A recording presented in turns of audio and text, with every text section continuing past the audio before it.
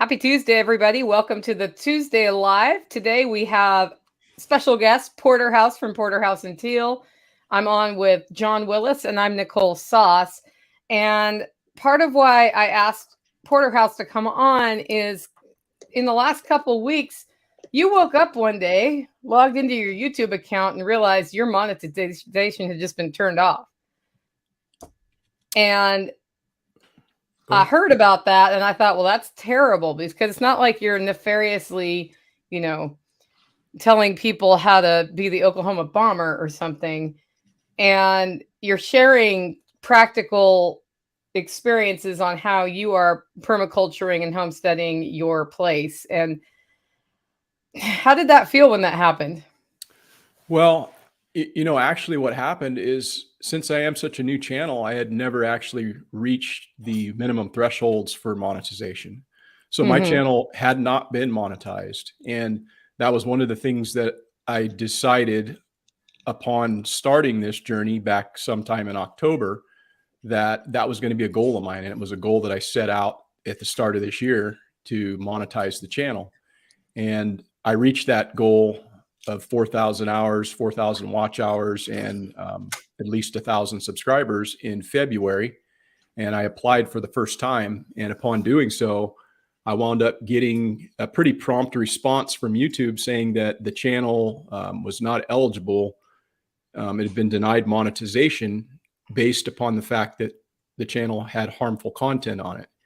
And so upon clicking on harmful content, it directs me to something else. And I was expecting that it would say, hey, this is what the harmful content is, make it go away or fix it or whatever. And it just said your channel focuses on controversial issues. And so I sought to kind of go through the process of trying to get an answer for this. And I reached out to YouTube or Google support on a couple different occasions. And I thought that I was making I guess some headway with it. But I wound up reapplying again prior to the last Self-Reliance Festival. And I was actually in Tennessee when I got notification on the second time that I'd been denied yet again. And they hadn't given me any, direct answer. So I guess to answer your question is, it just left me with a lot of questions, really. I mean, more questions than answers, So, showing people how your chickens make compost is totally controversial, dude. Yeah. Or how you can, I thought your video on finding water on the hillside, that was pretty freaky, man. Yeah. Pretty freaky. Yeah. It's a little edgy. Yeah, I don't know, man. It's a really weird thing. The whole YouTube experience, because they're in the business of content creation, and so you think they would be a little bit more responsive to content creators. However, I did, upon applying the third time, I wound up finding out probably about 5 or 6 days ago that the channel had been monetized. Oh, wow. Yeah. I got monetized, right? He got monetized, changing nothing on his channel. So somebody, a real person, finally actually probably looked at it, because they never will tell you. They send you to this very vague, broad community guidelines. Like, we got a channel strike and had a video pulled for episode 19, Pulling the Thread podcast. And when we watched it, there wasn't, we had spoken about COVID during 2019 and how in Temecula, well, I'm not even going to say it. This conversation might get yours pulled right now, but they actually removed our video. So we went through, looked at it, put it up on Rumble, and then edited out that part. And it was literally a couple sentences speaking about 2019. And now it's up and it's fully monetized and the video's back. There's not a rhyme or reason to it, and they never will tell you. Yeah, I think that's kind of the I don't know if I suppose it is frustrating when you're going through it. Now that the channel is monetized, I have some opinions as to what this whole process has been. But leading into it, because they don't tell you, you're forced to just speculate.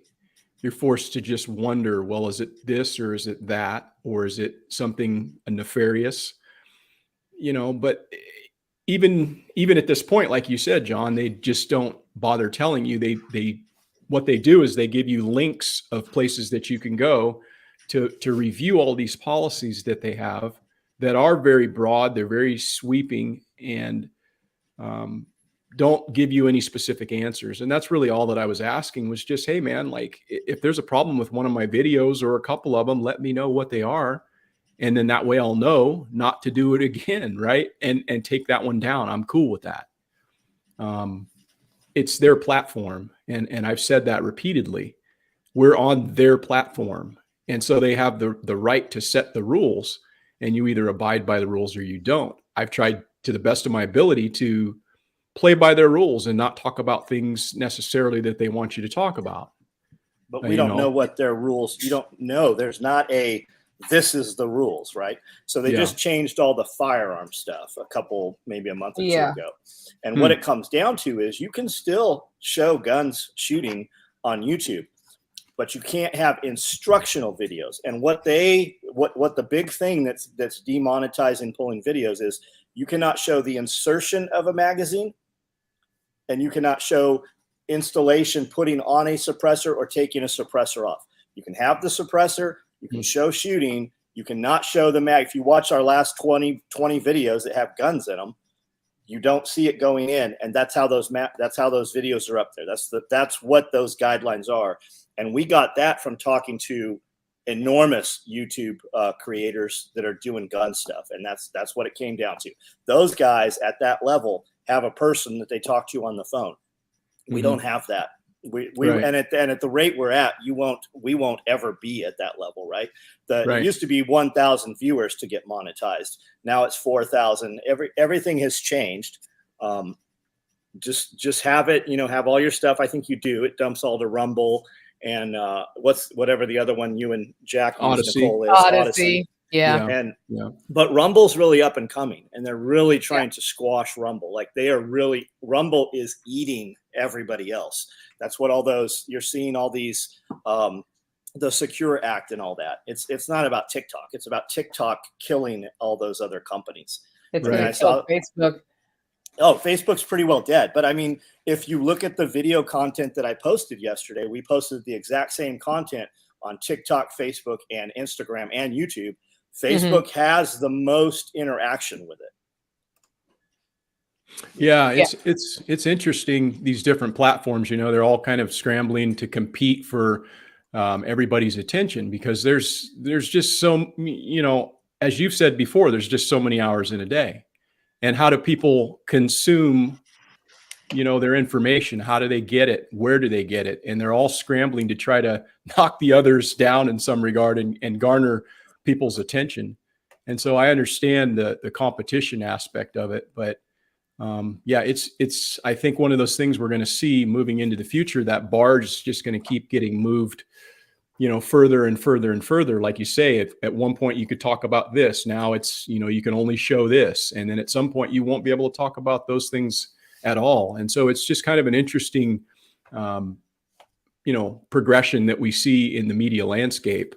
And I'm very new to it. I mean, I was on Instagram probably for like 12 years now.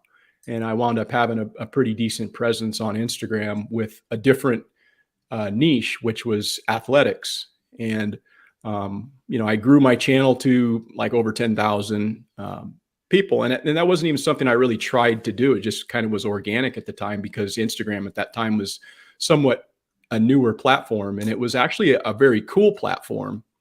But over the years, I've watched that platform decline, and I've watched it try to be what some of these other channels are doing by the things that they're adding, because they realize, hey, just showing cool pictures of sunsets and fucking food that people are cooking isn't going to cut it. So they're trying to like position themselves. But it's just interesting to watch kind of how things are evolving, and it'll be interesting to see where things go in the future. We just have to. We know what it is, right? So we're aware of that. Do your bland stuff on YouTube, do a live, for instance, and then do a live on Rumble. If you look at what Tim Pool's doing, they go from 7 to 9 with their guest. And then they're like, hey, if you want to see the real thing and the things we couldn't say, that's over. And then they're on Rumble and it's $5 to join. And there's way more people on Rumble than there is on YouTube, but they're still making, like, their monetization is over $1 million a month on YouTube for their conversation that they have on there. And he puts a ton of other content up, but he's $1 million a month just on YouTube. But when you go over to Rumble, it's all completely uncensored. Like, I can't even say, I can't even speak the way I speak, right? Every product I make says made in the motherfucking USA. But if we say, I think 3 times in a video, if the word fuck is in there, my videos are unmonetized. They don't give a shit that they're there, but they pull my monetization. We don't make shit for monetization on YouTube anyways. We just use it, for other things as a stepping stone to other places. Yeah. No, I totally get that. It's one of those things that I look at it like, I'm not going to be paying my bills per se from this, but it is a passive form of income, and in any way that you can make income in any form it builds a level of freedom into your life. Now, granted, that's going through a third party in YouTube. It's not like you're the one that's controlling how that money is coming in. But at the same time, if you're going to be on a platform, I think that you should be getting something for your efforts if you're putting out content in a way that people are, getting some value for. So, again, that was my goal in doing that. And it largely was spurred by, hearing the content creation talk that Tim gave at the first Self-Reliance Festival that I went to. He got up and talked about content creation and doing these sorts of things. And that's one of the reasons why I said, well, you know what? We've been doing this stuff for a while. Why shouldn't we go out and share that with some people? And we've been able to do that. And it's been, we've had some people have received the channel well. So I'm grateful for that, because as I said last night, there's so many people, their attention can be distracted in so many different ways. And if you can get any of their attention to be directed toward you, that's a big win, really. And yeah. So Andrew says, I love how unmonetized just means they keep the revenue obtained over your content and don't share it with you. Yep, that's exactly what it means. And the YouTube thing, we're not making money from YouTube, right? Your money comes from when they click the Amazon link, or when they use the Harvest Right or the EMP Shield. And when you build the audience, people that you want to do business with will start to send you products. And when you do real reviews on the products, the real guys show up, and give you better products, and then you get a piece of that. So we know that we're not making money from YouTube, but we're making money because of YouTube. If you look at Off the Ranch, for instance, Matt's channel, Demolition Ranch and Off the Ranch, he will, in the middle of a video, roll right into like some alarm pad system, some home alarm system. And he's so good at it, you don't realize that you're watching a paid commercial, right? A little 2-minute commercial. He's just built it into what he's doing in the video. And those guys pay him a sponsorship in addition to click-through marketing. So he's making millions of dollars every month, just like Grand Thumb and those guys, the bigger YouTube channels. They make money. I was sitting just the other day and I overheard it. I don't remember who it was. It was somebody, I think, at your event, Nicole. Yeah. And they were saying that they're getting paid $5,000 a month from some company that they do kind of little ad reads on their YouTube. I don't remember. I overheard it though, and I thought, there it is, right there. That's exactly what I'm always talking about. I don't know who that was either, but I remember hearing that. So. One of the things that bothered me, quite honestly, was that they started running ads on my channel back in like 2019, right? And they're doing that to people who have video content out there. So they're running ads, making money on content that you've created, which is fine. It's their platform. But if they're going to put that carrot out there and dangle that carrot that, hey, you need to meet these thresholds in order to reap some of that benefit, that 55-45 split, which it winds up being, then then why not do so? And that was again another reason why I thought, well, if they're making money on my videos, why shouldn't I reap some of that benefit as well? So it was a large driver in my decision to push toward that.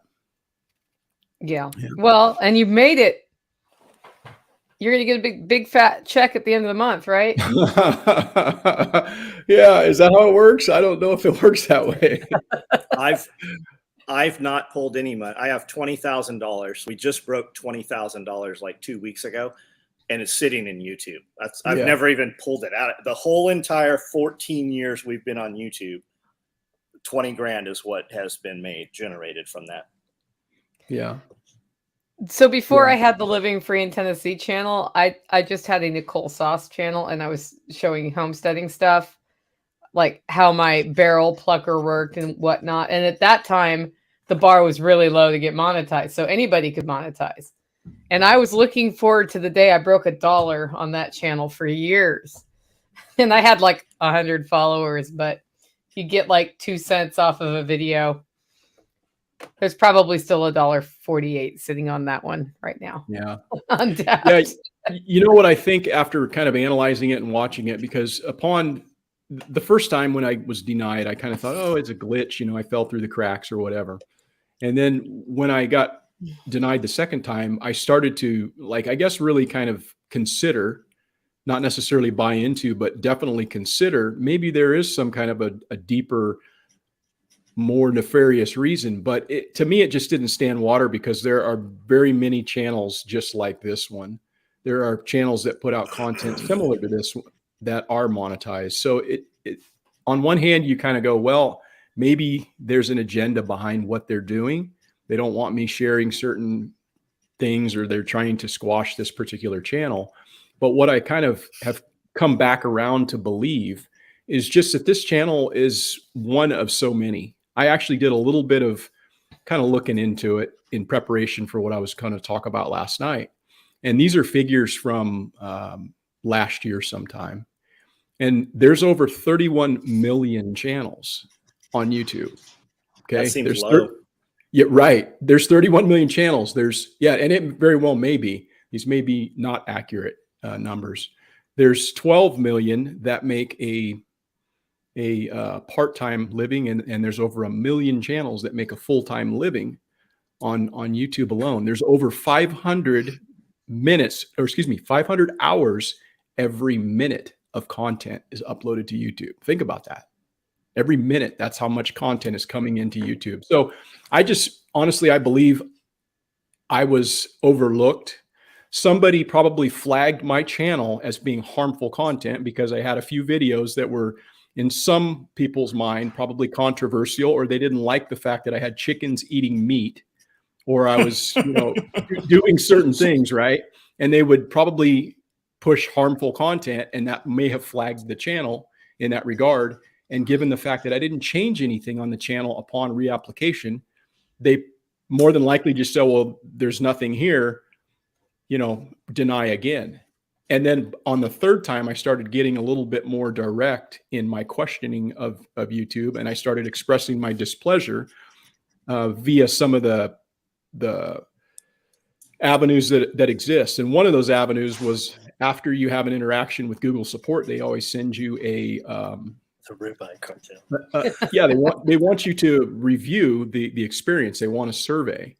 And I gave them the absolute lowest that they could possibly have. It was extremely dissatisfied with the interaction that I had, because I got zero answers to a very specific and direct question that I was looking for answers. What specifically is the problem? And I went right at it. I was a little bit more direct, and essentially what I think happened is the squeaky wheel got a little bit of grease upon the third time, and they realized, hey, you know what? There isn't really anything here that's that harmful, and I got monetized. That's what I think happened. But I made an issue of it, and I feel that it's important to talk about this, because I know that there's other people who are going to be dealing with this same issue, and probably are dealing with this same issue. And it's just an avenue of education for those that are going through this experience, or may in the future, people that are looking to monetize. So I hope that you're correct. I would rather believe that. Anybody that's growing a channel and needs eyeballs, we should have some kind of group to where we can put focus and share that out, right? Because I can run your videos on a browser over and over and over, and we can generate, hours of view content easily. And then, maybe if there's a lot of traffic to them, maybe that'll spike the algorithm as well. I know, like on Instagram, we have click-through products. So we have a catalog. It's all through Meta now. But I have posts that have been made on Instagram where we've, linked some product. And then I'll get a note every morning. I have notifications that they've removed some link and it doesn't meet community guidelines. And many of them are from posts from a year or even 2 years ago. And there used to be a review. You'd go in and ask for a review and type out, hey, this is not a medical device, which is what they ding me for a lot of times. This is a belt or this is a wallet. And I always win the review.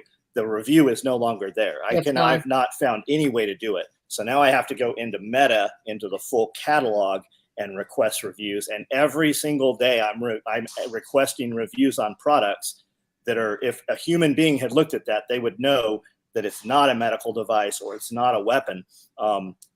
There was an interview a couple of years ago. It was like on a 2020 or something, right? And they're like, well, who reviews all the reported information from Facebook?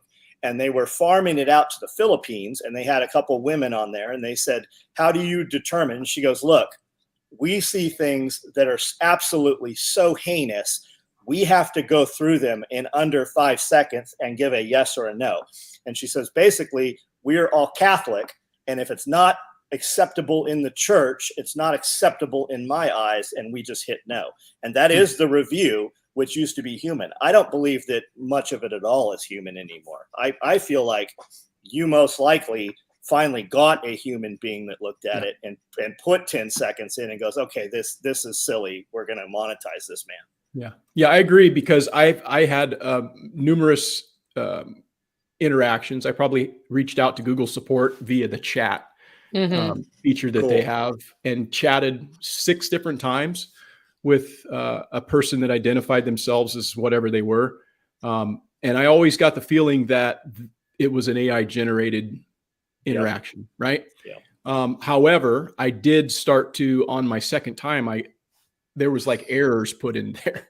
And I thought, computers, they don't make errors. But then I also thought, maybe they're doing that just to make you think, make you think that it's like a human being making an error. But they were just so very sterile and very repetitive. When you ask them a question, they always kind of go back to the same response, and it just leaves you feeling like, yes, I'm talking to a computer. And I think you're going to start seeing more and more of that.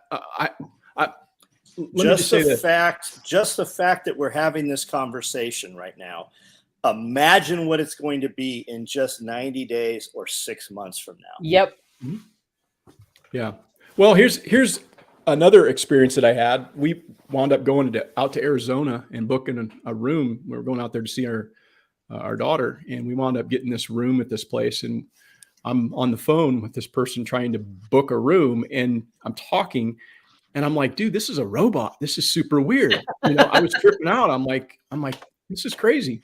And I actually handed the phone to Rebecca, and she was just like, what is going on? But what was pissing me off is the person asked me like what my address was and stuff, and I'm like, you don't need to know where my address is, dude. I'm booking a room. You don't need all this other information. But it was just so weird talking to somebody who was actually a robot. And then when we get to the hotel, right, upon checking in, because we asked this person, we're like, hey, are you going to be at the hotel when we get there? And they're like, oh, yeah. And then when we get there, checking into the hotel, we were asking the lady, and she's like, oh, no, that's a service that we go through. And it's like, it's totally like random, like AI generated thing. And she was pissed because some discrepancy they didn't advise us of that overcharged us and whatever. But you're going to start seeing a lot more of that. So be on the lookout. Well, Jack had said a decade ago, and I remember seeing it when I was in the old house. So at least over 7 years ago, like Netflix and some of these bigger cable services, when you would talk to customer service and speak to a human being, it was AI generated. You were speaking to a robot then. You could barely tell, but a person who wasn't aware of it wouldn't be able to tell, like, unless you're really looking. And that was over a decade ago. Yeah. They're getting good with it. I'll tell you that. Yeah. I've appreciated the companies that use AI for chat that say that you're speaking to an AI. And then if you go to a person, you go to a person. Because sometimes the AI can help you. But like not knowing and having to pretend it's going to meet you at a hotel lobby is a little weird. Yeah. Yeah. Moonsprout says the age of Aquarius. I just thought all of those words together were kind of a funny little little grouping. Hey guys on the chat, if you have questions or things you want us to talk about, put your questions in all caps and we will address them. Well, okay, so I thought you were monetized at SRF. So I'm sorry. I got your story wrong at the beginning of this. Because I was like, how could he not be monetized with that many channel followers? Yeah. So yeah, that's really super frustrating. I got monetized in the height of the 2020, 2021 COVID stuff on a channel talking about the vaccine with Unloose the Goose episodes streaming, which were not terribly non-controversial the first time I applied. So I don't know why the bot, like, I assume what they're doing is there's some sort of bot analyzing all your stuff. And if it doesn't like something, it flags it. And I had a strike at that point. Right. So, well, the middle of 2019 is when it really started, when they started throttling all of that back. That's when everybody really started talking about this. And you're going to start seeing it the closer we get to the election. You're going to start seeing it ramping up again. It's even starting already on several platforms. Yeah. Yeah. It's pretty interesting just to watch this whole social media experiment evolve, because it's going to, I think, in the future, take on a whole different view than what we see today, and hopefully there'll be other places that people can go to still have, the interactions that we're having today. But I don't know that to be the case, because I think that there's a small group of elites that are controlling how all of these platforms are and the things that they need to do to conform, to the message. You have a bunch of billionaires that have come out and said that they're supporting Biden, right? Why would anybody support Biden? They would support Biden because they pull the strings. And if anybody other than the administration that is in there right now, they're going to cut that off, right? So with the AI stuff, McDonald's just stood up multiple restaurants that don't have any human being interaction in them at all. It's that whole, we programmed everybody with this living wage thing. You've got kids who have never actually worked a difficult job in their life, and they've been programmed that they should get $20 for an entry-level job. You have all these places, you're about to wipe out all these entry-level jobs. John Pugliano spoke about it. Jack has spoken about it for years now, and it's starting to actually happen. So what are those people who have no accomplishment? They don't leave the house. They don't go anywhere. They just sit there. They rely on the government to feed them and to give them entertainment, right? So they're just sitting there, and there is nothing for them to do. They've never even done an entry-level job. And most jobs pay for, qualification and level of skill. But you have a whole group of people right now who have never gained any skill. They're literally not doing anything. And I just sent both of you videos, actually. I sent you a saw link, that. Nicole. I sent it. I don't know if that's actually you, Porterhouse and Teal. There is a Facebook page. I've sent you messages before that have never been read, so I don't know if you actually have that account. I'm not on Facebook. Does it say that I'm on Facebook? Yes, somebody is. You're on Facebook. Interesting. But they're not. I tried to tag him on Facebook, and I was like, they're not there. No, I don't go on that platform. So that's interesting. Somebody, I had that happen on my other channel too. Somebody had sent me a picture of me, with this wacky name, and it used my imagery, and it was this different name on Instagram. And I was just like, this is weird, but, I don't know. It's whatever, I suppose. Yeah. I had somebody pretend to be Nicole Sauce, and the username was at Nicole Sauce, which I already had on that platform, and it was a 1 instead of an I, and they had it in all caps. Yeah, they'll set up. I have all kinds of accounts that look just like mine, and they'll share my posts for a month or two, and then they'll go and message people. Yep. What's the reason? What do you think the reason is for them doing that? I think it's to damage me personally on mine. They say pretty heinous shit all over the place. But like I get follows from, like, Donald Trump Jr. follows my page and has interacted a few times. And then I get a message from Donald Trump Jr. and I look and I start scrolling down and there's only a couple weeks worth of content. What they're trying for, I don't know. Probably, hey, donate to my thing or send me money, or just phishing. You know, Jack said even when you get the videos like, hey, bad news for you, send me $700 because I accessed your webcam and I caught you doing some stuff, you know. Well, obviously that's not happening anyways, but he said don't even interact with them, because when you do that line of communication, you might give up one more piece of information. Yeah. He said it's highly, highly dangerous. Like, just delete those. Do not interact. Don't do anything with them. Yeah. So I've been selling stuff on Facebook Marketplace, and people will immediately ask me for my cell phone number. I'm like, I'm sorry, I don't use a cell phone. Yeah, nightmare. Yeah, it's frustrating for sure. What were you going to say, Porterhouse? No, I don't know if I was going to say anything. I was actually thinking of some other thing where when John was talking, I was just, you know, a lot of, I think you probably get quite a bit of hate. You probably get a lot of trolls. How is it that you deal with trolls? Man, I used to engage them and make money off of them. And really, I don't anymore. I block them as fast as I can. If somebody comes on and says something that irritates me, I'll usually skip it and then come back to it. And if it still irritates me, I usually remove them 100%. I literally remove all access. We have had people in the past that would create brand new accounts with the exact same pictures to say the same nasty stuff on YouTube. That's died out quite a bit.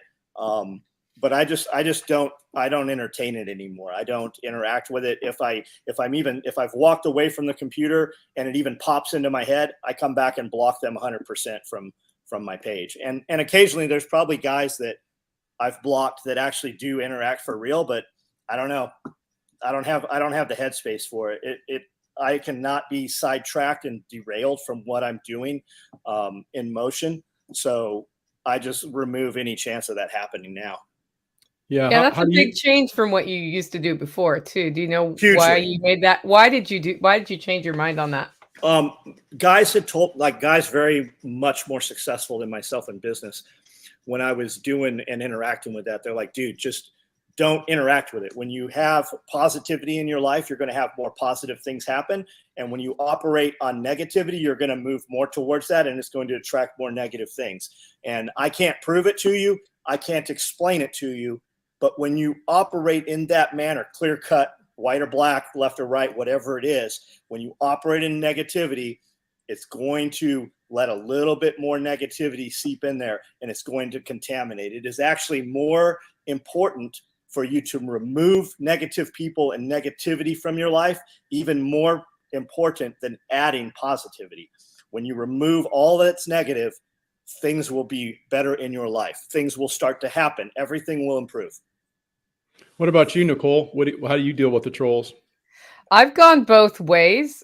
Mostly I ignore them and I block them. And sometimes I have engaged because it helps get eyeballs, right?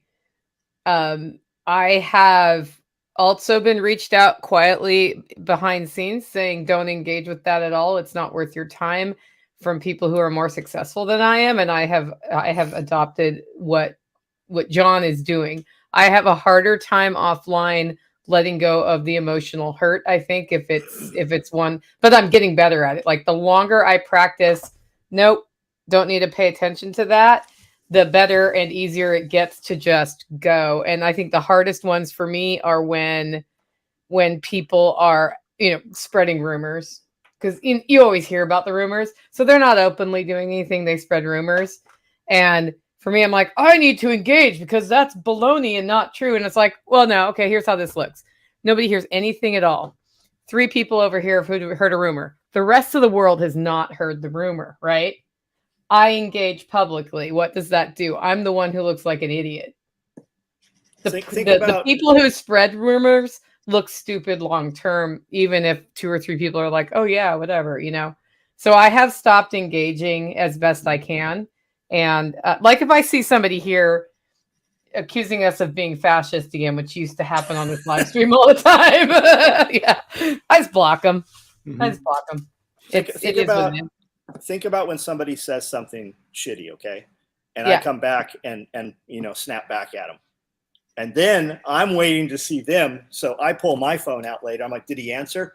Did he answer? Yeah. Right? How many times are you looking to fight that fight? And when he finally says something, you blast back. But your attention span is unfocused and it's magnetic. It draws to this thing, right? So if I just cut the head off of that snake right away, it frees my day up to move where I need to move. Yeah. Yeah. See, I wanted to get your guys' take on that because you know, everybody deals with it a little bit differently. And that's how I deal with it. I don't engage trolls at all. I have not done that one time. Now, there are people who I want to make an example of because they say something that's clearly ridiculous and you give a response that makes them look small. And then I'll pin that comment so everybody sees that first in the feed. I've done that on a few occasions, but I don't engage with people who are looking to have an argument or looking to grandstand or looking to say something in a way that's not in any way constructive. You know, I can take criticism if it's put to me in the right way, and I will accept that, but I won't accept somebody coming on the channel or engaging on my page, on my social media account, being an asshole. And so YouTube actually has a very brilliant feature, and I don't know if people are aware of this. Imagine if they used it. Yeah, it's called hide user from channel. So if you go over in the comment and you click on those 3 dots, it says hide user from channel. And what that winds up doing is it basically shadow bans that person. So you'll never see them again, nor will anybody else ever see them again. But yet they're still going to interact with your channel thinking that people are seeing what they're saying. So the brilliant part about that is you still get their clicks, right? They're still clicking on your video. You're getting any of their watch time. You're getting all of the benefit of that person being an asshole, but nobody ever has to hear them. They're screaming to themselves. So that's how I deal with them. And I deal with them when I see them. They're just, like you say, they're vapored because I got more important shit to do. The perfect social media platform would be only that, right? If you don't like what I'm saying, you block me. If I don't like what you're saying, I block you. I cannot rally my friends to go bombard your channel and get your channel shut down. That shouldn't even be a thing, right? If you don't like it, don't interact with it. What we used to do when somebody would come on acting a fool, I would highlight their name. We'd build a discount code. You'd get 10, 20% off, right? And to use the code, you would use Joe Schmo, whatever his name was, and you would tag him. You would have to tag him on social media. Hey, I just posted this. I just made this order. I used your name as a discount code. And they would highlight and tag him. We would bombard a guy's page to the point he would have to turn his page off or make it private. And we used to do that. And I would do that, especially on a Friday, Saturday, Sunday. And I would boost that post on Facebook for $2,000 every day. So I would spend, it's actually $5,000, $2,000, $3,000. And we'd spend $10,000 boosting a post. And then guys would tag this dude. Most of them wouldn't, but I mean, a percentage would enough. But we would make $20,000 or $30,000 over the weekend doing it that we would not have made. So it was of benefit. Now they lock your page down for bullying, harassing. The algorithm doesn't work like it used to work. So we've just abandoned it. We've gone years just kind of ignoring it. And now I just do, like you said, we block you if we can block you, which is Instagram and Facebook. And then we hide user on YouTube. And if that person, because they'll come back the next day and they're like, well, you misunderstood me or whatever. You're never going to get that. There's never going to be that separation. Once you're gone, we never know that you're there anymore. You just have zero access to us any longer. Yeah. It's the best way to go, because what they're looking for is they're looking for some form of attention, whether that be in a positive way or a negative way. They're looking for some kind of attention, either from yourself to get you riled up or to make a point or make a statement or draw attention upon themselves. And I'm just not going to go there because I've got far more important things to do than let somebody get in my headspace about, oh, they said this about, you know, this, or I need to defend that. I'm not going to just worry about it. It's like, oh, see you later, you know? Yeah. So, and if they were doing it, if they meant well, right, if they're really doing it for your benefit, they're not going to do it out in public. They're going to back channel and be like, hey, bro, you might not be aware of this. This is, you know, ABC. right. You're never going to correct. You're not going to correct somebody in public ever and say that you're doing it out of love. Yeah. Yeah. But you get a lot of attention when you correct them in public. Yeah. And what's gained by it. It's amazing. Yeah. Well, and you look at how politicians handle that stuff, right? Like, how does Joe Biden handle being called a poopy head in public? He just lets them call him a poopy head and goes on with his life. And if there's ever some critique, like he's senile or whatever it is, the people who think that, and they're not going to change their mind. So whenever they respond to that accusation, they're not responding to the people putting it out there. They're responding in such a way to keep his base happy with him. I like the way. So when they're communicating about that, they're communicating to them, not to the people who think he's senile. I like the way Elon Musk does it. Prove it, you know. What's your evidence? Support it, you know. Biden has no cognition. He doesn't know what's being said to him. His handlers say some shit. I mean, he can barely read the card that he's reading. You mean that's not him typing on Twitter? But when you had, you know, Elon Musk was in an interview a couple of weeks ago, and whoever he was there with said, you know, what's his Twitter is so much more suppressed and it's so much more radical and it's uninclusive. And he's like, well, can you give me an example of it? And the dude wouldn't even have the conversation because it's just some shit. It's just a talking point. There's not any evidence of it. And if there was, the dude would have been able to cite a couple of them. And a good reporter would be able to do that. So it's interesting. You know, not having your headspace distracted when you find yourself growing is also important. So I am glad people reached out to me on that one because I was about to go the other way on it. What do you mean? Just I was about to be more engaged in responding to trolls because it was pissing me off. And like two or three people reached out and they were like, don't do that. And then, you know, meanwhile, Holler Roast has doubled and there's a lot more roasting to do. And I was like, you know, you're right. I should go into my shack, blast some punk music and knock some orders out and just forget about it. Jack Spirko has a pretty high threshold tolerance for that. You know, he gets these dudes on there that say stuff. And I'm like, man, why doesn't he just blast that guy out of there? Because he can. But his audience is large also, right? Joe Rogan will say, don't ever get in the comments. Don't ever read the comments. Don't ever interact with the comments. And I actually do read my comments. And I try to interact with the first day's worth of comments anyway, at least. Mm-hmm. And I try to heart and thumbs up all the comments because that's interaction. I know when I've been on big YouTube channels and left comments, I get a notification when they heart that comment, right? I appreciate the interaction. I appreciate somebody acknowledging that it was seen. So I feel that it's beneficial, especially when you're starting your channel and you still can do that. I think that it just puts a stronger bond with the viewer. Yeah, that's true. Also, if you heart the comment, it comes out of your unread comments list on YouTube, which shit, I it's never like clearing my inbox, man. Yeah, we can't even look at that thing. We've got so much content going up. Yep. So Porterhouse, what's your next step? You're monetized now. Are you adding additional ways of building prosperity into your content business? Yeah, I don't know. That's definitely all things are on the table. I don't have anything specifically like, hey, I'm working on this right now and I'm, you know, going to be doing a Patreon or I'm going to be doing this or I'm going to be doing that. All of those things are things that I've considered.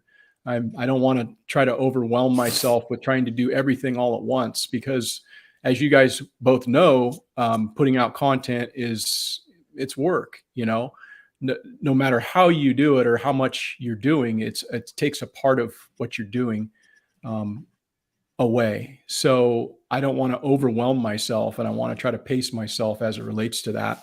So specifically to answer your question, I don't have anything that I'm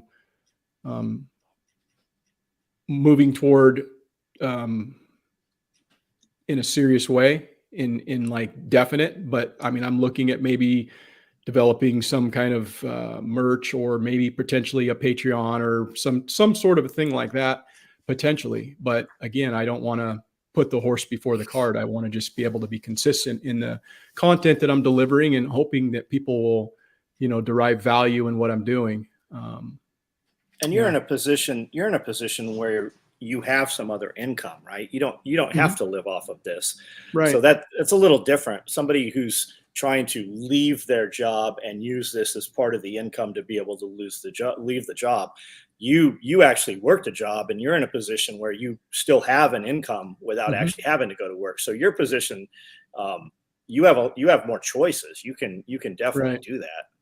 Yeah, I feel very fortunate in that regard. And, I was talking a little bit with Nicole about that before we went on, about just time management, and I have a lot more hours in a day than the average person to go around here and tend to my garden, and to plant things, and to work on compost, and work on projects on my property, because I don't have to commit to 8 hours a day and then come home and try to feed the chickens and put the kids to bed and do all these sort of things. I'm an empty nester that's been retired since 2015. So I understand the benefits that I have in doing that. And like I say, I just want to pick and choose kind of the direction that I'm going. I don't want to overwhelm myself with trying to, become this, huge entity as far as the content creation and bringing in additional revenue. I do think it's important to look at doing some of those things. I mentioned this last night.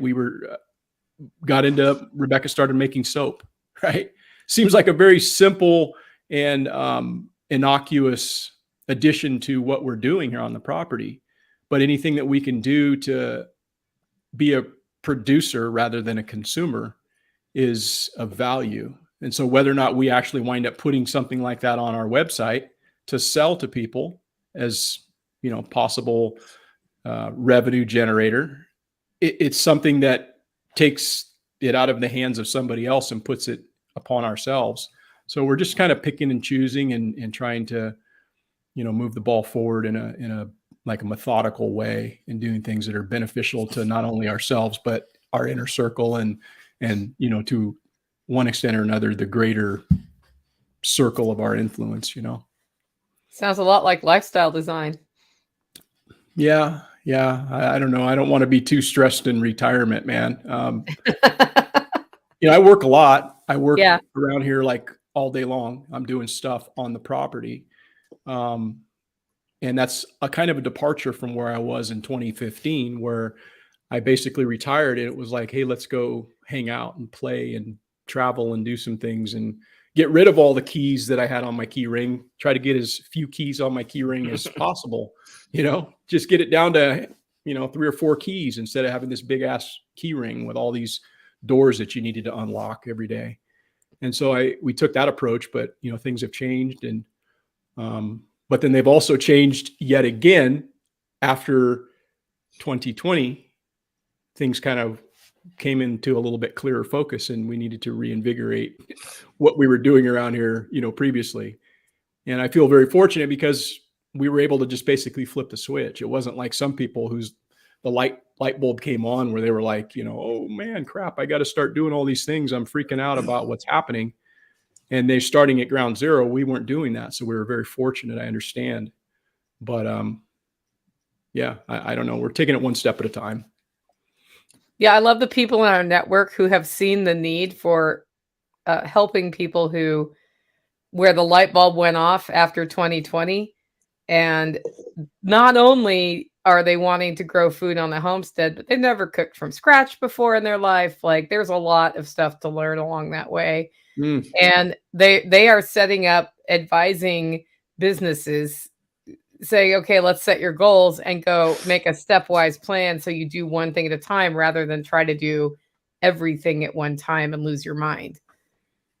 Yeah. Because every one of those skills that's required along that journey, even starting with rotating your stuff through and storing things and using the things you store, every one of those things that seems second nature to someone who's done it for 15 years isn't the first time you do it. And so if you do 50 of those at one time, it gets very hectic. Yeah. You know, Yeah. I'm not going to say my homestead is not hectic, because it's totally hectic, but in a different way. Yeah. I'm sure you guys hear from a lot of people who are, dealing and grappling with some of those issues as it relates to being overwhelmed and wanting direction on where to go and how to get started and all these sort of things. And it's just one of those things that you got to take it a step at a time, and you have to look and see what are your weaknesses and focus on those weaknesses one step at a time. You can't look at other people who have been doing this for a number of years and have positioned themselves in a way that makes them look like, oh, hey, they're all squared away. And they may be to some extent, but somebody has to start somewhere, and you just take a small bite of that apple, a day at a time, and things eventually start to come into focus, And I think one of the biggest things that I would tell people is pay attention to what's happening, but don't allow it to consume your focus, because there's so much distraction out there with regard to the news media and the things that are happening on a daily basis. Most of that shit is never going to amount to anything for you. So don't focus on it. Just know what your gaps are, know what your deficiencies are, and work every day toward filling those, Yeah, if you want to do something and you say that you don't have time, all you have to do is turn this off. You'll have a lot of time. Yeah. Yeah, that's super true. That is absolutely super true. For real. I mean, why, if anything was happening outside of war, right, within arm's reach, anything happens off this property, the only way I'm going to know it is from this. Mm-hmm. So if there's not a cloud of, acid moving this way, it doesn't affect me, right? If there's a fire coming, I'm going to see it. If there's a storm, I'm going to hear it. All I have to do is turn this off. Yeah. I must have a pretty boring channel, because I don't talk about the news of the day. I don't give the latest and greatest every day and give people a synopsis of, the world events. And so it must be pretty boring, I suppose, for people, but I know that there's enough channels out there doing that's not something I necessarily really want to try to focus on. I want people to be empowered by what they can do for themselves, because focusing on those issues that they can't do a goddamn thing about, that's not helping them in any way. All it's doing is getting them spun up. And I understand that draws clicks and it draws subscribers and it draws revenue, but there's plenty of channels that are out there doing that. And but those channels will never come back from that, right? It's like using cleavage for your thumbnail and your prepper channels. If you watch during the beginning of COVID, you had channels that went from 10, 15,000 shot up to hundreds of thousands, but that's all they do now, right? It's just the fear news, right? There's not any actionable in most of it. It's a 30-minute, hour-long. These are the things. Oh my God, this is what I think, even though I have no interaction, nothing real input. But that's what people tune in for. And I call it, that's a stepping stone, right? Guys are constantly like, what do you think of this channel? What do you think of that channel? Well, it got you here. So now let's do something real, right? Now something made you change, right? You got out of the city or whatever. And now we're able to tell you about our show or about Jack's show. And what do you want to do, right? What do you think is most immediately to cause you danger or be of concern, right? Well, how do we address that, right? Do you have a garden? Do you grow any food? Do you have some kind of way to make natural fertilizers, right? Do you have rabbits? And then we can have those conversations. And then we have events where you can come and actually see those things, like for real. Like you're not sure how to do it? Come here. We'll show you how easy it is to do it. Here it is. This is it being done. Right. Yeah, it's funny, John. This year, more people just wanted to tour the things and interact with them at my thing than wanted to go to sessions per se. Because every time I'd say, hey, who wants to walk up a super steep hill really far and look at sheep? Yep. A bunch of people did. Husband and wife just came here middle of the week and they're like, hey, I know you guys are, busy. Can we see the swales? And we walk the property, right? Mm-hmm. Because those property walks turn into so many conversations. We just hit up a guy moved in about a year ago, and he came in here and he'd actually offered to volunteer at SRF, and I never saw him show up. And I hit him up the other day and I said, "Hey, do you need eggs? I've got some eggs." He's like, "Yeah, we'd love some eggs." So they came over and we stood for 3 hours and talked. And we talked about his fencing and his dogs and how something's eating all his chickens, right? So it's good. Like, these people moved from Florida, came from Nashville, and, you know, they're very close here. So we can go over and look at their stuff and be like, "Hey, this is how we did it. This is what we're doing. All your problems go away with some fencing. We put in fencing, and you need a couple of dogs." And then everything that you've told me for the last 2 hours that is of concern, all those issues go away with just 2 dogs, proper dogs. Our dogs are doing a great job with the armadillo invasion of 2023 in the Holler homestead. Are they killing I just walked. I was like, "There's another dead one." Good. Yeah, ours are slaying possums all of a sudden. Yeah. What kind of dogs do you have, Nicole? I have Anatolian Pyrenees mix with the sheep, and then we have Blue Heeler mix, and I have 2 mutts. One's a mountain cur. We have trained the 3 here who are more pets than anything to not like varmints at all. And so they are trained to run and bark and execute if they catch it. Here, I don't know in a coyote fight what they would do, really. I know my Anatolian Pyrenees mix have already killed a coyote, so that's why they're out with the sheep. Yeah, cool. That's something I might consider doing at some point. I haven't done that yet, but it's not out of the question as far as doing something with some dogs. Yeah, because now that I have a few sheep, you know, they're going to need a little bit more protection. I am running them just specifically in a sheep tractor right now, but that requires a certain level of daily interaction, you know, moving that and, you know, everything daily. So just one more thing to do around here. And if you've got the time to do it, it's okay. But I mean, at least this way I can run them in specific areas where I want to manage my pasture. And as well, they're pretty damn secure in this tractor that I built. So I'm going to be having go ahead. Do you have mountain lions or bears where you're at? Bears, no. Mountain lions, they've been seen. I've never seen one on our property, but that's not to say that they don't come around at night when, you know, they do their thing. But I don't specifically think we have a huge population of mountain lions around here. Coyotes, yes, we have them every night. I hear them. And they come around and kill cats and kill everything else they can get a hold of. So I need to make sure that my infrastructure is pretty secure. And I've been able to do that with my chickens. And now with my sheep, I feel pretty comfortable about the tractor that they're in. Cool. There's a comment here. I'd like to take a property walk the next SRF I go to. I realized at last SRF that what we needed to do was say, this is the time that the property walk is going to happen rather than wait for people to ask for it. Just so that it purposely gets done. So that's what I want to see at the next one. Show up a day early. Show up 2 days early and take the 0 to Hero radio operator class. Yep. Hey, I bought a tank. Go ahead. I bought a tank from Tank Depot on your. Perfect. Did you talk to them? Yeah. Well, I didn't talk to them about specifically any kind of a, you know, discount as far as from the channel's perspective, but I did get a discount on that tank. I got a 3,000 gallon tank, and they knocked it down to $2,100. And you know, of course, I had to have tax added onto that. So by the time I got that and $100 delivery fee, it was like $2,400. So $100 is nothing though to move that thing. That's awesome. Yeah.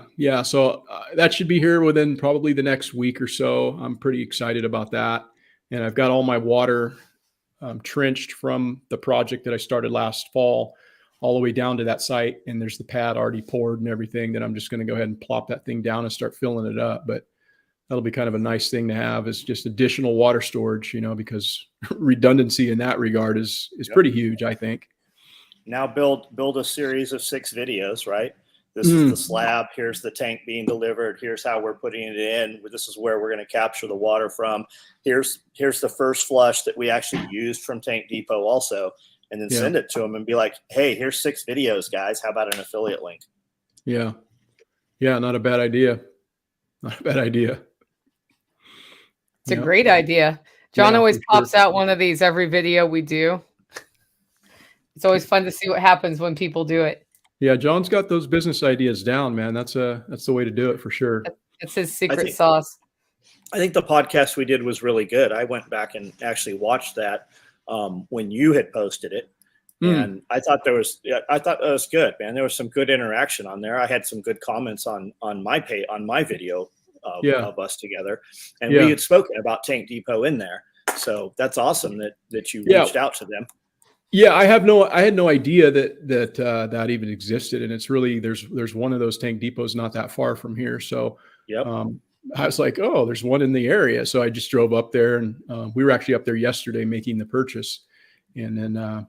Yeah, I'm excited to get some things moved forward that I've set out as goals. That's one, and the other is solar. And there's a solar contractor close by that's the guy's actually come out to the house, and seemed like a good interaction. I spoke with him for about an hour, and I told him what I wanted to do, and he's like, "Yeah, I'll draw you up some plans, and you can do most of the work, blah blah blah, and I'll give you some, and." I've been having I'm done dealing with him because I don't have time to keep going back saying, hey man, are you going to help me out? So obviously he doesn't want my business. So I got to move on and go to greener pastures, because that is not going to work out with that dude. But that's something that is on the dude, get with Sean Mills. They just did an install at Nicole's. Yeah. They just did an install at Nicole's. It is so clean. It is so clean, man. And you can expand the panels and you can expand the battery. They're just units that you pop in place. Man, we looked at this. I can't tell you how clean this install was. And it's badass, and you can expand it as you need to. Yeah, it cost about $5,000. And we did most of the work, right? So that doesn't include the work, but that's nothing compared to what it was going to cost me like 5 years ago to do the same thing. Right. I want to do most of the work. I just need somebody to help design how I need to switch over from these string inverters into hybrid inverters, and, capturing my own energy with my own battery system, getting that all designed so that it's up to spec. I don't have that knowledge. I'd be, not to say I couldn't learn it, but I've got more important shit to do with my time. I can put it in or whatever, dig the trenches and do all the legwork to cut down costs. But I just need somebody to assist me with that, because that's a big priority of mine. I think that's super important, especially where we live, with the power safety shutoffs and all that crap. Just tired of it, man. Just tired of having my power shut off and being inconvenienced to have to go out and set the generator up and do all this stuff that's totally unnecessary if you're just, sufficient on your own, energy needs. Man, I guarantee Sean Mills could probably do that just with photos and short video clips, and he'll be out here at SRF. You'll see it. Yeah. Yeah. Yeah. I'll show you a picture of the roof. Yeah, right on. I did talk to Sean a little bit about it when I was there in October, and he was there. I talked to him a little bit about, some stuff, and I didn't talk to him last time that, I was out there, but there it is. Oh, right on.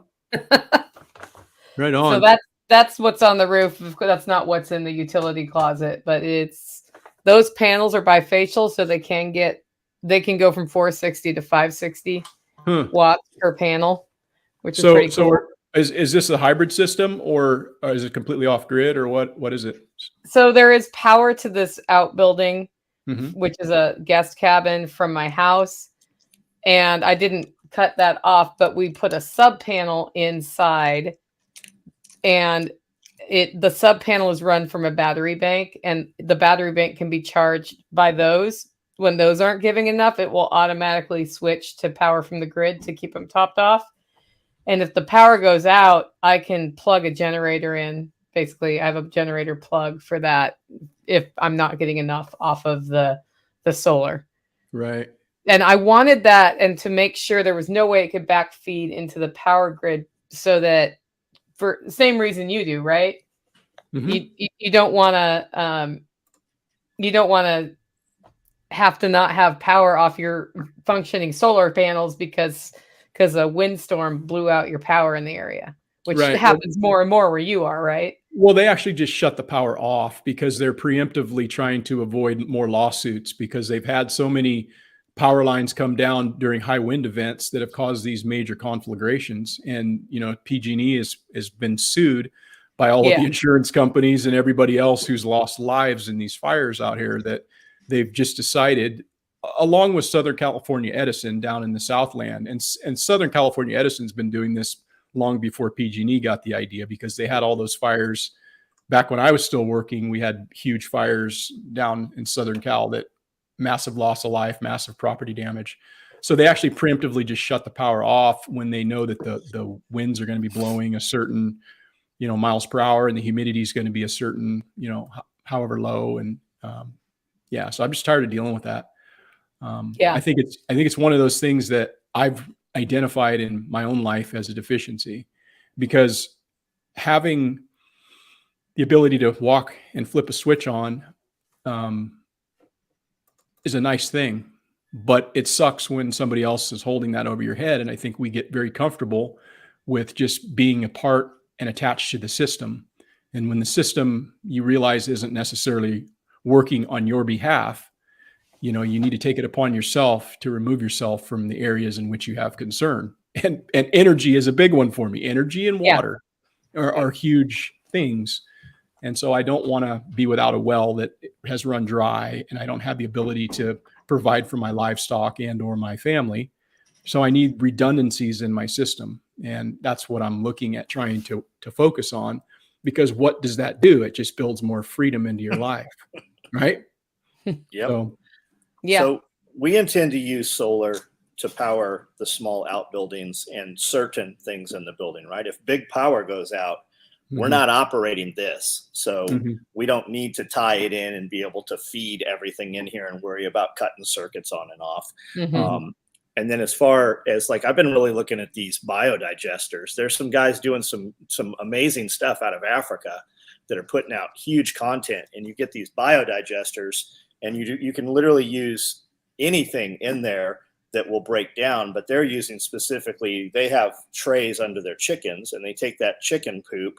You could use human feces also, and you make a slurry that looks like a wet mortar, and you fill it into this pipe that the digester sits on top of, and it travels to the back, and then it breaks down, and as it gases, it creates all that gas that you see bubbling in a pond and stuff, that swamp gas, but it captures it, and you don't really have to pressurize it. Gas is so light that it moves. And these systems come with a burner. You can pipe it, 20 feet away, whatever, into a building. It's a double burner stove, basically. And they're cooking on these things, and they're heating their hot water with these things. And then what comes out the other end is so broken down that they're using it for fertilizer, and they're actually using it in drip irrigation on plants that they're harvesting and using, immediately. It's a pretty cool system, man. And some of these systems start with the whole included system. They've got multiple sizes, but they start at like a couple grand up to 10 grand. Like they're doing whole children's orphanages and stuff off of these things, and schools. It's pretty wild. I'll send you some links on them. It's pretty cool. Yeah, it's producing methane gas. Yep, and methane doesn't explode. It's interesting because there's so much that can be done harnessing just natural processes, and it doesn't seem to rise to the level of getting the amount of research or money thrown at it to make it actually work, because it's so counter to the institutions that already exists. The lobbyists that work for these corporations like PG&E and Southern California Edison and every other, they're not going to allow certain things like that to come and rise to that level that competes with them.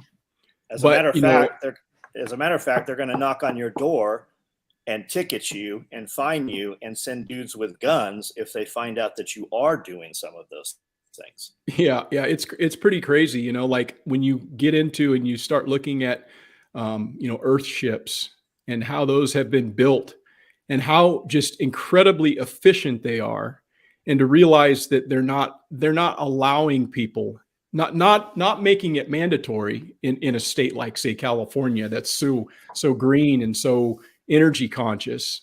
They're not even allowing you to do that because of the lobbying, and the industry won't allow it.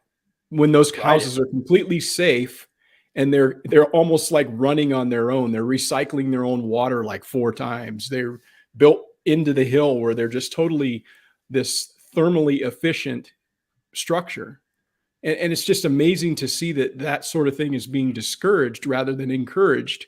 But yet the message that we get is like, we need to move toward all this green energy crap. Stop eating meat, get rid of your livestock. But hey, buy these electric vehicles and buy all this technology that you have to wind up plugging into something that's going to support it from a coal factory. It's all by design. It's just it's an interesting thing when you start to like dig deeper into the reasons why certain things happen, but more people than not don't. They just say, oh, it's green energy. We're going to let's get an electric car. Let's get a Prius or a Tesla because it's good for the environment. No, it's good for people's pocketbooks is what it is. Yeah, and there's so many other ways to go that aren't being explored. And when you look into it, you're going, man, that really just makes a lot of sense. But there's when you look at the more even insidious aspect of that, all those electric cars, I mean, they can turn them off, and they can turn my Toyota off right now. My Toyota messages me when I'm at 4,500 miles and tells me, hey, you're 500 miles away from needing a service. It knows exactly how many miles I have. It's communicating. You ever heard of OnStar? It's been around like 20 years. They can turn your shit off right from OnStar. So you'd be silly to think they can't now. But I mean, they turned off all the Teslas in Russia as soon as Ukraine happened. They pulled that switch and turned all those cars off. Yeah. Yeah. To me, watching the corporate environmental movement ruin actual environmentalism has been very frustrating, because I do care about pollution and I do care about the earth, and to watch it like deprioritize things that are working and prioritize things that are making money that are doing the opposite of helping the situation it's frustrating. And then I'm the one who's called not the environmentalist, have to get my ego involved there, right? Like, screw you guys, Well, it's all bullshit, the electric car thing, right? How much diesel does it take to make the electric car? How much diesel does it take to make the electricity to pump into the electric car? It's an absolute wreck.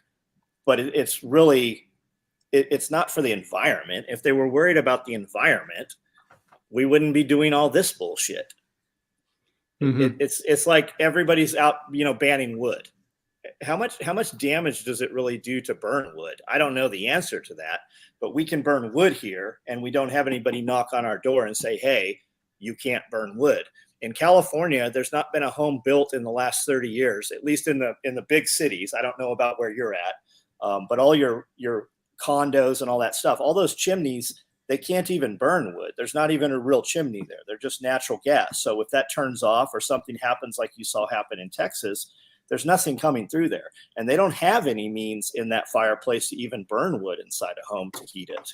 It just doesn't exist. There are places like that in Cali for sure, where there's cities that are, mandating certain things or outlawing certain things. And that's just the direction of the way things are going. They've done away with certain, gas powered things. And, a few years ago, it was the LED incandescent light bulbs, and now now it's all LED. You can't buy an actual light bulb here. It's all LED. So it's just one of those things that's incrementalism, and they're phasing out a lot of the things that they're moving people toward. And it's just mission creep, really, from the standpoint of totalitarians. They're just further pushing the cart down the road, and people just kind of see it, and that's, I complain about it, but they don't do anything about it. And then by the time the next generation gets around, it's just business as usual. Hey, we're eating bugs now. Cool, man. Right. Bug sandwich, right? They don't even know it. Yeah, Snowpiercer, back of the train, eating the bug stew stuff. California banned all small gas motors for lawn equipment, right? All gas, small generators. I don't know what they're going to do. And I mean, we hear that here. I don't know what that really means in San Diego. I would assume they have to have some gasoline generators on these job sites where they're starting up, where there's no power pole. Yeah, they'll probably jam you up in some of these suburbs and cities and stuff that are really like super Nazi about that. But like here, I mean, it's business as usual. Nothing's changed. The only thing that has changed is when you go to Home Depot, you go down the aisle where there's like selling all the push mowers, right? And there's like 15 different electric ones, Yeah. And there's like one gas one or one, maybe two gas ones that they're selling. And that's only because that's inventory that's already here. Right. Yeah. They're just trying to offload all the shit that's already, on pallets and books and coming off barges or whatever. But the rest of it is all coming in is electric. And at some point in 5 years, you won't see an electric generator here. You won't see, those sort of things will happen.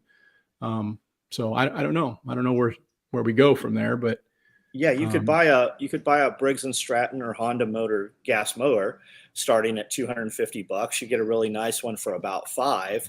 I'm sure the prices are coming down on electric, but I looked at the Milwaukee because I have a lot of Milwaukee batteries, and that thing's $1,400, and it takes 2 batteries inside, and the batteries are $250 a piece, and it doesn't come with the batteries. So I mean, the prices are still pretty high on those things.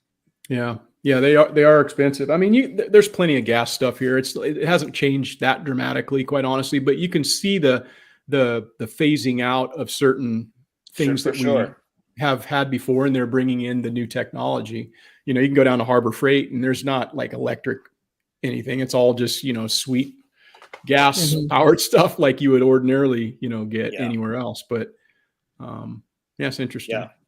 Yeah, soon Californians will have to drive over the border to buy their lawnmowers. You're gonna have to smuggle your lawnmower like you smuggle your fireworks. Yeah, man. Because the way they ban that is usually the sale of it, right? Mm-hmm. Yep. You just won't be able to buy it. They can intervene. Yeah.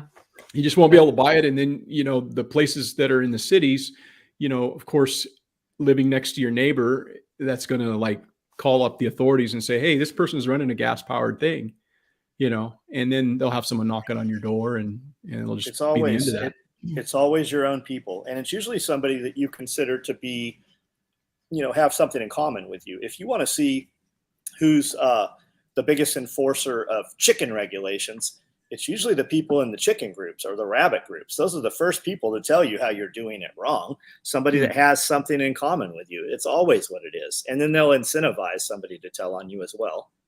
Yeah. Yeah.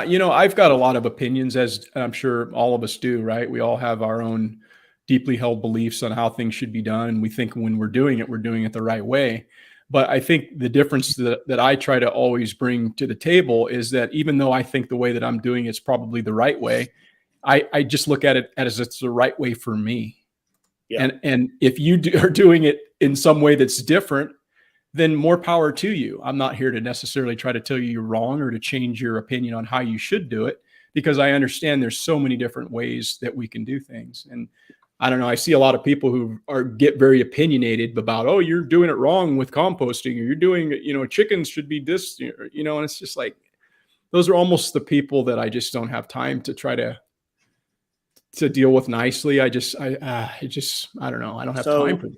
So we still have farms here, like real ones. You just drive down the road and there's animals out in the field in the snow. And people lose their minds. Yeah, they call that as animal abuse. Calling the sheriff, calling the animal control. It's absolutely just crazy. What do you think you're going to do with these cows? Like, I think they really think, like, what do you think the deer do in the winter? We don't put those in barns. Like, that's not how that works. And we for years, I'd spend about $600 every year on straw to put inside dog kennels and chicken coops, right? So they could have some insulation and some barrier. All those animals are out in the snow, right? They never use that stuff. It's just expensive stuff for them to poop on. But it's wild, man. People really do, and they will spend especially like the garden. I'm in these square foot and raised bed gardening groups because I just think they're so pretty when these gardens are set up and everything's uniform and straight. And man, somebody new in there and they're like, I bought a truckload of Miracle-Gro, and there'll be 1,000 comments about how Miracle-Gro's the devil. But this is this person's first time growing a garden, right? Yeah. Use the Miracle-Gro, suck the life out of it. Next year, add some compost or rabbit manure and revitalize. Use it as medium. Yeah. I wonder how many people just get turned away from that and never look back because just people were assholes to them on the internet. I think a large part of why some of that thing exists today. And we're seeing probably more of it now. For one, we're seeing more of it because we have more access to seeing what people are really like when they're given a device where they can interact in some way that's anonymous.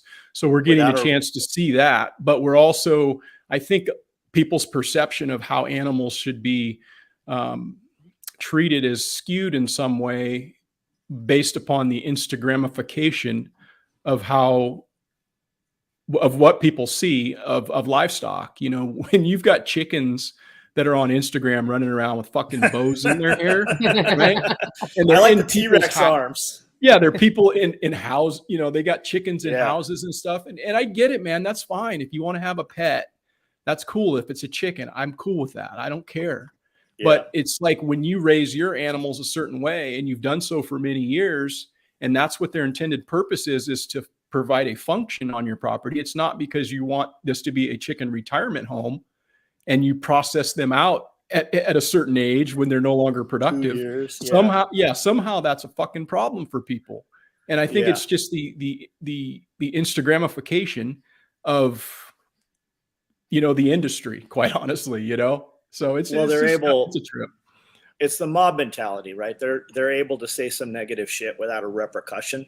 You saw the same thing with the masks, right? You'd be in a grocery store and some crazy Kool-Aid hair person with a costume would come beelining across the store to tell you how you're endangering their life, but you weren't anywhere near them, right? It's not about endangering their life. It's about they have some perception of power, and this mask gives them some kind of the ability to be anonymous. And then in the beginning, you just have these loons that would pile on. So it's not just them standing there with a pitchfork. It's multiples of them. And you still see it when you're out. You still see the costumes sometimes when you're out in public. I just know that we know what that is, right? Just avoid that, right? It's got the coexist sticker and all the weirdo shit on our car. We just, your costume very clearly shows us what you are. Yeah, it's interesting. I was actually in Tractor Supply just like 2 days ago, and there was a whole family that came in and they had all their shit on, costume. Right? Yeah, their whole regalia. And I was just like, man, this is kind of fucking weird. People haven't been doing that here for a long time. And, you know, you occasionally see the one person or whatever that's like, you know, but the mom was standing there and this was kind of a younger family, young kids. Like there was probably 6 of them. Well, you know what it was? Family. Oh, it's fucking weird is what it was. but it's probably it's a relocation, right? It's somebody who is awakening and they're like, hey, stuff's pretty bad in San Diego.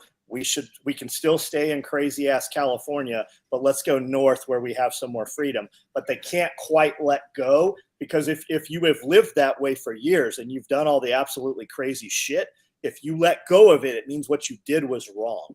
Yeah. Nobody likes to admit they're wrong.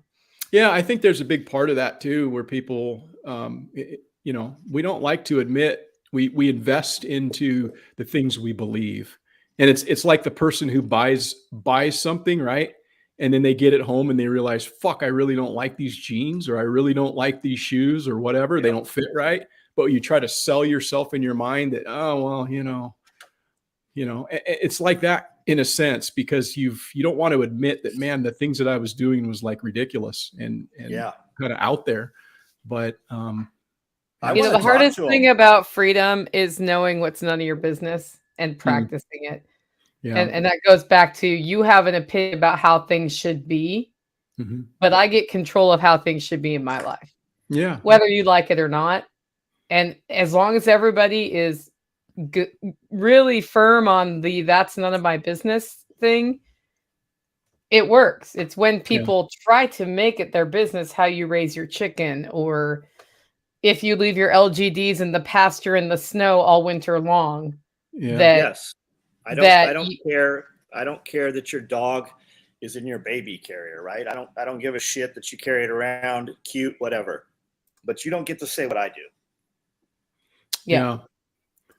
And that's where you find people who are coming to the freedom mindset run into the biggest problem, because the first time they come up against something where they want to be able to tell somebody what to do. There you go. Yeah. Don't take drugs. Yeah, voluntarism is a beautiful thing, really. and I just think that it's everybody's right to voluntarily interact and to live their life according to how it best suits them. And I think if more people had that impression and realization, the world would like be a little bit more harmonious, and you wouldn't have to get into other people's shit to tell them how to live their life. You know? Yeah. If you have time to worry about what I'm doing, Yeah. then obviously you have too much time. Yeah. Yeah. I said this just the other day, so people may have heard it if they've heard me talk before, but back when I was running an inmate camp, I had a pretty skilled artisan inmate come through, and I wound up having him paint a lot of murals and stuff in some of the buildings, and over the chow hall. In the chow hall, I had him to paint this nice big mural on a couple of walls, and right over where the inmates came through with their trays, it had a saying, just a little slogan that said, "Discipline yourself so others don't have to." And I think that if everybody lived according to that, where you just were responsible for yourself, take care of yourself and that of your children, right? Yep.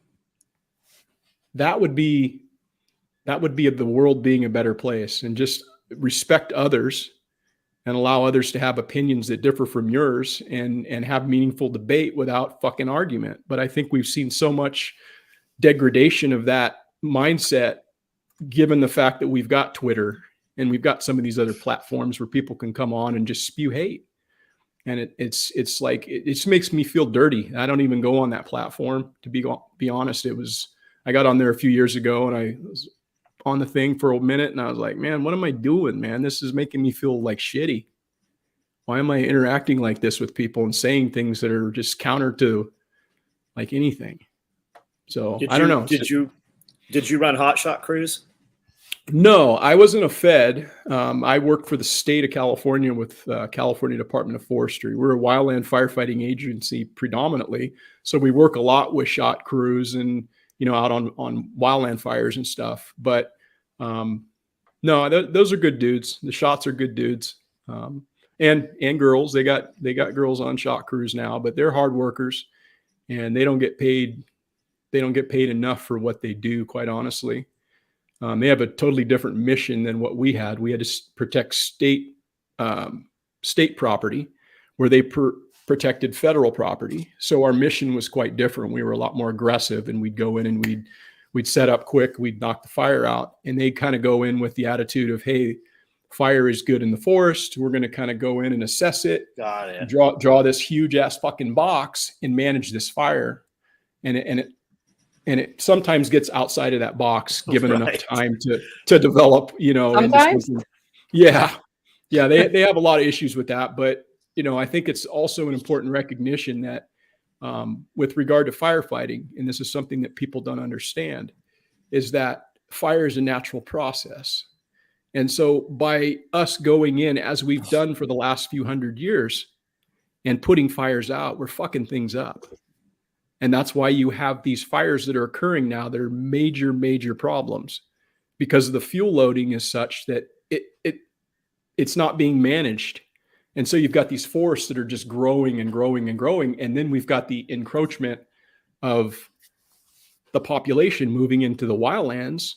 And so what's going to happen when you actually get the alignment of the proper weather with a start of a fire? It's going to rip through there and burn like it should have burned many, many times over the last few hundred years, probably. And a lot of them need fire to drop seed and reforest as well. Yeah, all of that stuff's very important. I mean, we just had in our area, both sides of the valley rip off in the last like 3 or 4 years. I mean, just nuked it, but it needed to happen. And now you look up there and you wouldn't even hardly know there was a fire that occurred, because everything's growing back. It's what's supposed to happen. But I always find it interesting that the state lands, when you compare them to the federal lands, forest health wise, almost every time the state land is healthier. Yeah. And I think that's because you have local influence, and they understand the unique biology of their area better than sort of a one size fit all policy. I don't know if that's, but yeah. I do. I don't know. I just have, a deeper appreciation. And I didn't necessarily have that when I first got into the agency. I just was aggressive and wanted to put fires out. But I also understand the need for allowing things to burn. It's what's supposed to happen. And I know in Oregon, they used to do controlled burns on state lands of the underbrush for the, you know, like, because they were trying to make it more reasonably mimic what was going on.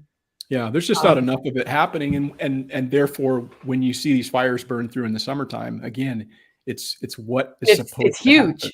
Yeah, it's huge. I didn't know we were going to talk about forest fires today. Yeah, me neither. Who knew? 30-day reviews as a firefighter too, by the way. Says controlled burns need to be a thing. Cali needs to do before they have even a worse one. It's, I don't know. I noticed it when I was driving across Montana towards Washington State that it was just like beetle infested pine trees, just dead. And there was a stark line, and I was like, we just came into the state forest, didn't we? And there was the sign, state forest. And I thought, like, why are these like literally right here, pine trees on the state land, pine trees on the federal land, same pest that's supposedly invading, it's minimal damage on the state side. I was like, they've done something different there. Yeah. We used to do a lot more prescribed burning when I first started in the agency. But, you know, over the course of time and just different environmental regulations and certain things that kind of restrict the amount of fires and the red tape that you have to jump through to get anything meaningfully burned, you know, and then you wind up going out for this thing that's like they're burning 100 acres. That ain't doing nothing, man. I mean, that's doing something on that 100 acres, but it's really not doing what it needs to happen, you know. So consequently, a lot of the work that gets done in the summer on an out of control fire. Like in a national forest, that's what happens. They wind up looking forward to that so that their forest can actually be managed as it should be. And they open up roads and all that stuff, all that underbrush gets burned. And it's just what should happen. But unfortunately, when you put people in harm's way, you wind up losing people occasionally. When you put people in these areas where all of a sudden the weather conditions change and something happens and somebody drops their guard down, and you wind up with loss of life and every other thing, you know. Yeah, that's some intense stuff right there. Yeah, facing down a forest fire.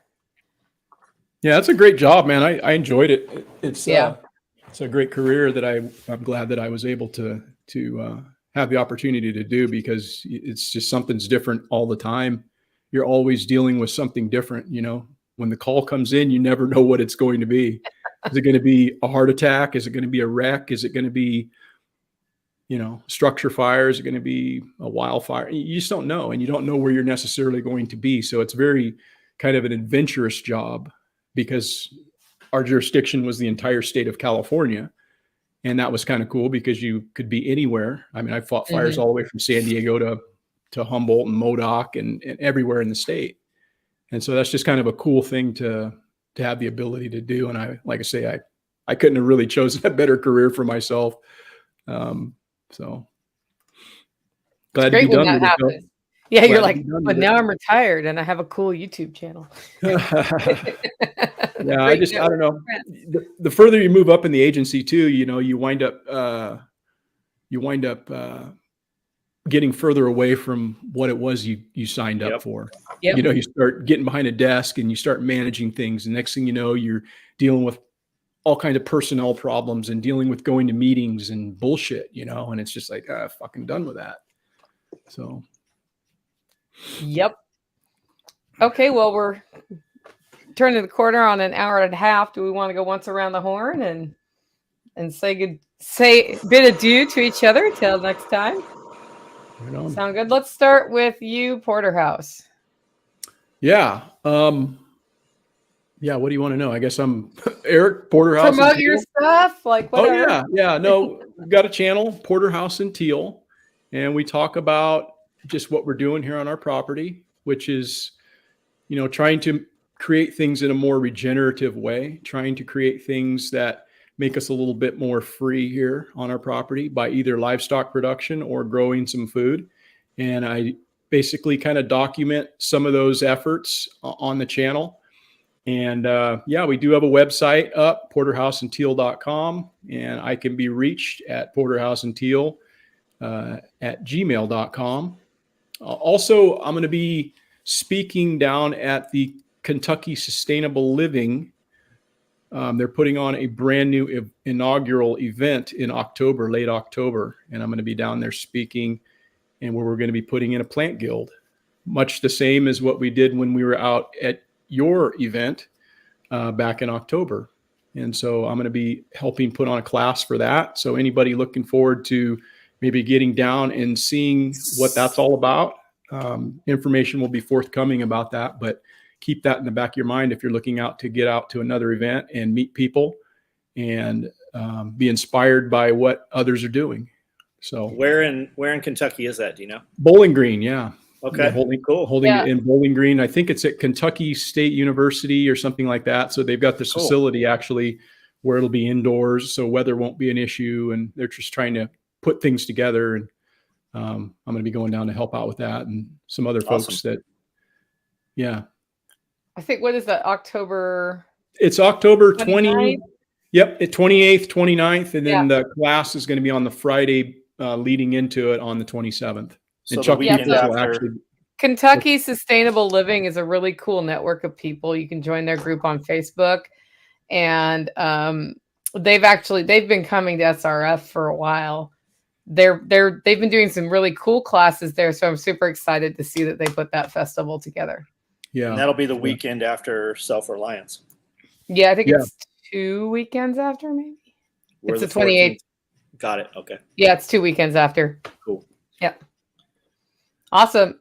Okay, I'm going to go then you, John. I wanted to just point out, for those of you who've been waiting for the moment, that you can get your tickets for the Zero to Hero Radio Operator course on October 12th and 13th, which will be at Special Operations Equipment, run by Radio Made Easy. The tickets are up. Early bird rate is $545. That'll go up to $645 as we get closer to the event. It does include lunch on Thursday. I need to talk with them about if we do Friday or not. I think there's a special lunch project on Friday, but I don't want to reveal what that is. So that's there now. Just go to selfreliancefestival.com, click on tickets, and it's Zero to Hero Radio Operator course. I believe Eric is giving the test at the end, right? Evan, sorry, I said Eric because Porterhouse is there. Evan Dixon.